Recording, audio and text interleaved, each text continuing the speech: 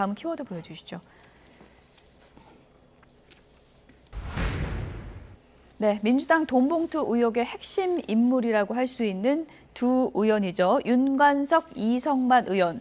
오늘 구속 기로에 섭니다. 지금 영장 심사가 진행 중일 텐데요. 먼저 이성만 의원의 입장부터 좀 듣고 오겠습니다. 일단 판사님 만나서 검찰의 이번에 구속영장 청구가 얼마나 부당한지 제가 적절히 잘 설명을 해서 현명한 결정을 받는데 최선을 다하도록 하겠습니다. 그러니까 증거인멸은 전혀 없고요. 저와 관련된 지금 그 증인을 했던 사람들, 진술했던 사람 다 구속돼 있지 않습니까 이미. 압수수색할 당시에 핸드폰을 이미 제출을 했고 제 비밀번호도 다 알려줬습니다. 지금 현직에 계시는 모 장관께서는 피의 사실을 받으니까 비밀번호 안 가르쳐줬잖아요. 작년 10월 달에 핸드폰 액정이 깨져서 핸드폰을 바꾼 건데 그거를 증거인멸에 삼으면 아니 그 핸드폰 교체 주기가 보통 한 1년 반이나 이전이면 다 일반적으로 바꾸는 건데 어디 사람들 무서워서 바꾸겠어요? 검찰이 좀 냉정을 찾고 합리적으로 판단했으면 좋겠습니다. 단순 전달자라고 그때 국회에서 얘기를 하셔가지고. 그런 뜻이 아니고요. 단순 전달자라고 지금 주장을 했어요. 검찰에서. 만약에 그렇다고 가정한다면 나는 아니지만 가정한다면 법리적으로도 단순 전달자는 무죄입니다. 네, 윤관석, 이성만 의원 비회기 중이기 때문에 표결 없이 오늘 영장 심사를 받고 있습니다. 오늘 밤 늦게 구속 기로 운명이 결정이 될 텐데요. 두 의원의 혐의가 좀 다른 측면이 있잖아요. 이성만 의원 같은 경우에는 뭐 단순 전달자라고 쳐도 나는 단순 전달자는 법적으로 무죄다 이렇게 또 주장을 했더라고요. 오늘. 그런데 이 공소장이나 구속영장 청구된 내용을 보면 이성만 의원의 주장과는 상당히 달라요. 물론 윤관석 의원이 그 민주당의 현역 의원들에게 뿌렸던 돈 봉투 6천만 원 상당을 제공한 혐의가 좀 더 무겁다고 볼 수 있겠지만 살포 혐의가 네, 이성만 그렇죠? 의원 같은 경우도 이정근 전 사무부총장 지금 그분의 녹취록에서부터 이런 사건들이 알려진 거잖아요. 경성 캠프 운영비 명목으로 100만 원을 제공했다고 나오고요. 강래구 전 감사협회장 등에게도 현금 1,000만 원 이상을 제공했다라는 혐의가 기재되어 있습니다. 그러니까 단순 전달자가 아니라 실제 돈을 공여한 인물이라는 것이죠. 또 녹취록 내용을 들어보면 이정근 전 부총장이 이성만 의원에게 돈을 받기로 한 그러한 내용도 나와 있습니다. 뭐 몇 시에 어디서 만나자 하는 것들이 이 전화 녹취록으로 다 언론을 통해서 공개가 되었기 때문에 단순 전달자도 아니지만 단순 전달자면 무죄라고 하셨는데 지금 검찰이 바라보기로는 또 녹취록의 내용으로는 액수가 좀 다를 뿐 이성만 의원도 돈을 제공한 사람이 맞다. 예. 당사자가 맞다고 보여지는 것이고요. 저는 어떤 돈봉투 사건이나 정치자금권과 관련된 사건 중에서 이렇게 구체적인 녹취록이 증거로 나와 있는 사건을 찾아본 적이 없어요. 이 정도면 구속이 안 되면 이상하다라고 생각하기 때문에 최근에 법원이 영장 기각률을 좀 높이고 있는 추세이기는 합니다만 뭐 어젯밤 늦게 박영수 전 특검도 구속되었고 현직 국회의원이지만 이 두 분도 구속을 피하기 어려울 것이라고 보고 있고요. 만에 하나 구속이 된다면 이전에 민주당이 방탄을 했던 것들에 대한 명분 없음이 다시 한번 드러나면서 국민적인 회초리를 한 번 더 맞게 되지 않을까 싶습니다. 예, 검찰이 두 번이나 영장을 쳤다는 건 신병 확보에 대한 의지가 강하다 이렇게도 이제 볼 수 있을 텐데요. 네. 두 의원이 운명이 엇갈릴 수도 있다 이런 전망도 많이 나오고 있더라고요.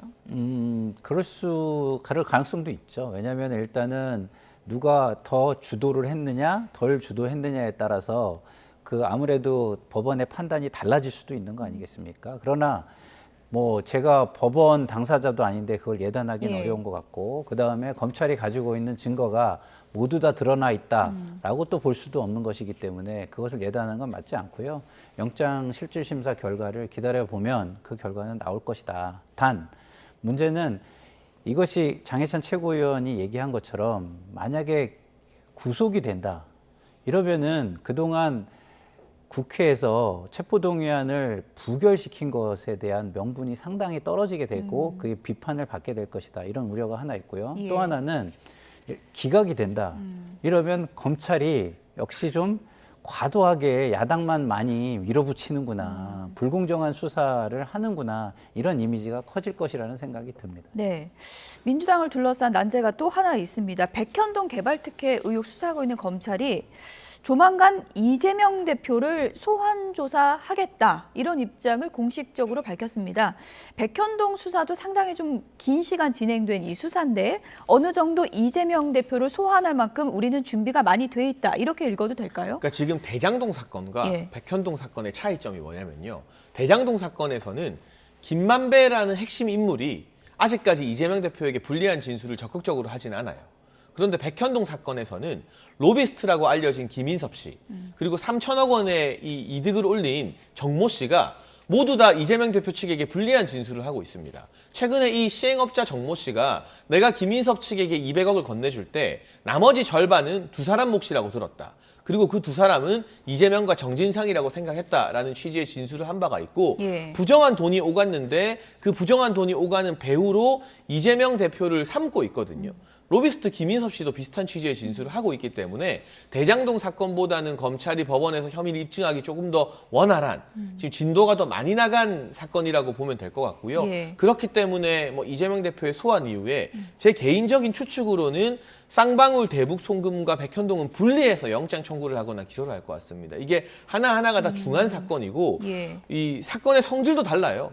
하나는 이제 뭐 정치적 이득을 위한 제3자 뇌물 사건, 그리고 또 북한과의 송금이 엮인 것이고, 또 하나는 이제 부동산 개발에서 이익을 준 사건이기 때문에 사건의 성질이 완전히 다르거든요. 그래서 일부 언론에서 추측하는 것처럼 병합할 가능성은 많지 않을 것 같고요. 예. 각각 분리해서 소환하고 분리해서 영장 청구 내지는 기소를 할 가능성이 예. 높다고 보여집니다. 지금 언급해 주신 쌍방울 사건 관련해서는 이제 재판에서 이화영 전 부지사가 어떤 진술을 할 것인지 이 부분이 상당히 중요한 변수가 될 것 같고, 또 하나의 핵심 인물인 김성태 전 회장 같은 경우에는 최근에 입장문을 내서 또 화제를 모은 바 있죠. 김성태 전 회장 어떤 입장을 냈는지 그래픽으로 보여드리겠습니다.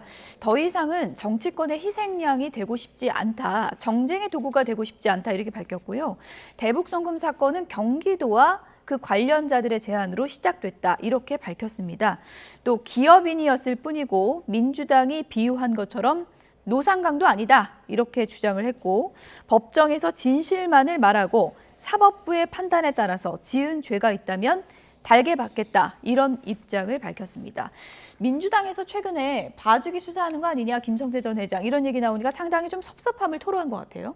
예, 그러니까 김성태 회장도 자기를 최대한 방어를 해야 되지 않겠습니까? 그런 차원에서 나온 이야기라서 뭐 그냥 그 드라이하게 그냥 받아주면 될 것 같고요. 이쪽은 이쪽대로 뭐 김성태 회장의 틀린 부분이 있으면 틀린 부분을 지적해 나가면 될 것이지, 감정 싸움으로 번지거나 이게 무슨 정쟁으로 번지는 것은 저는 바람직하지 않다고 생각하고요. 예.